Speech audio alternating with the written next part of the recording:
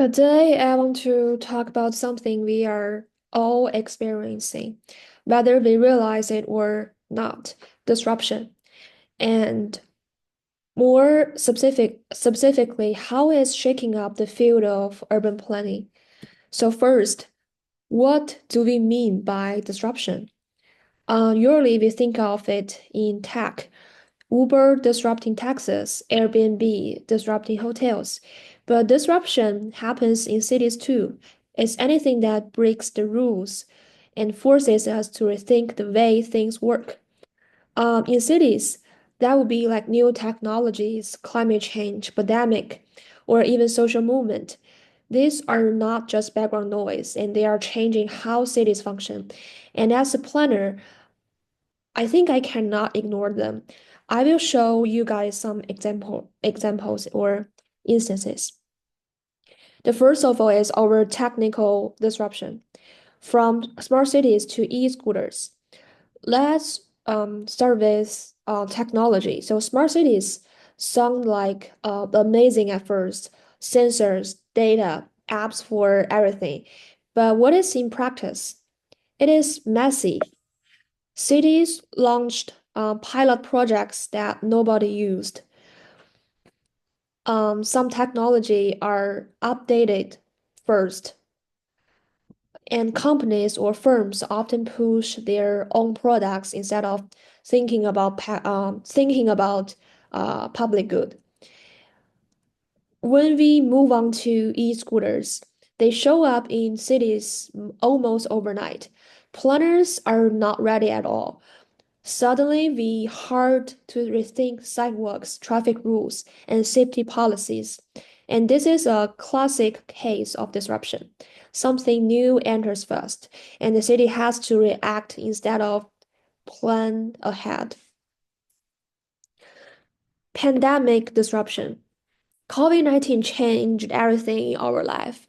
There are a lot of empty streets and offices in around the cities, and there's also rise of parks and bike lanes.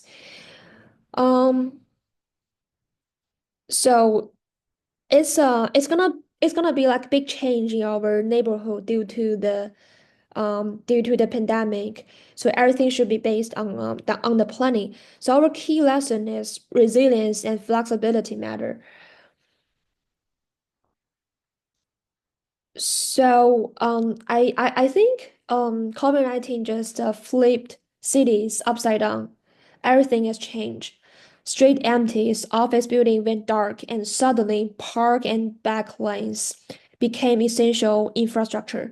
Cities realized maybe we do not need so many cars. Maybe working from home is not temporary, and maybe we've been under investing in public health and affordable housing all along.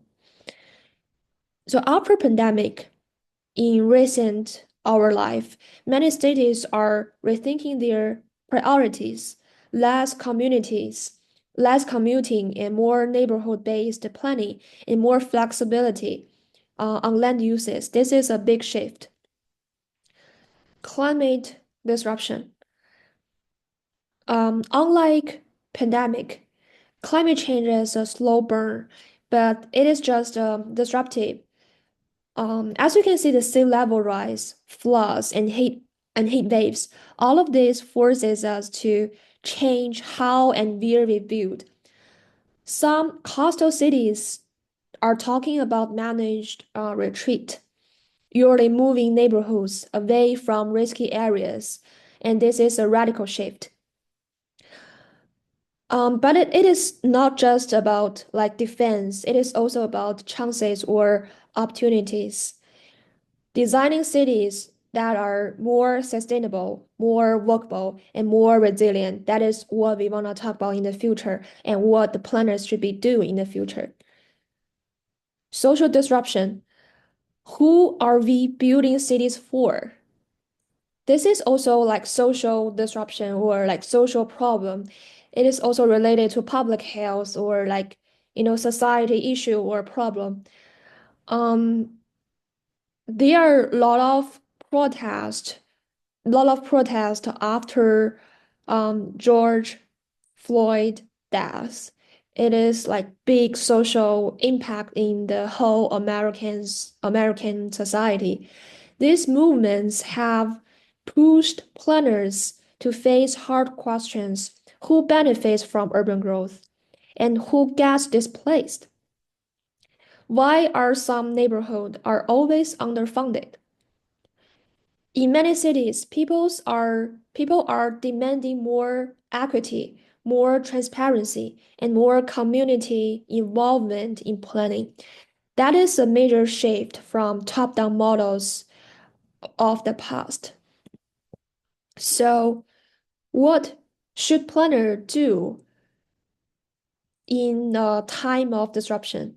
Here's the key of the point. Disruption is not a challenge, it is a wake-up call.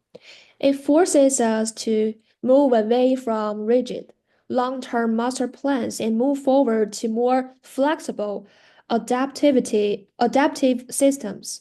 So what we need to do is plan for uncertainty, cross-sector collaboration, community-driven approaches, fast feedback, and iteration.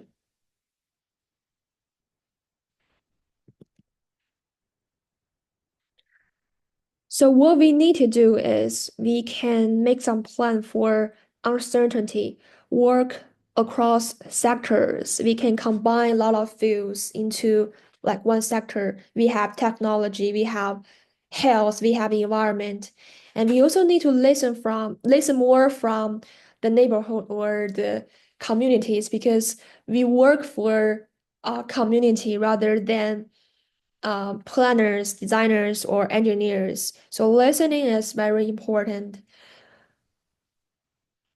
In other words, I think planning today is less about predicting the future and more about being ready for whatever futures shows up.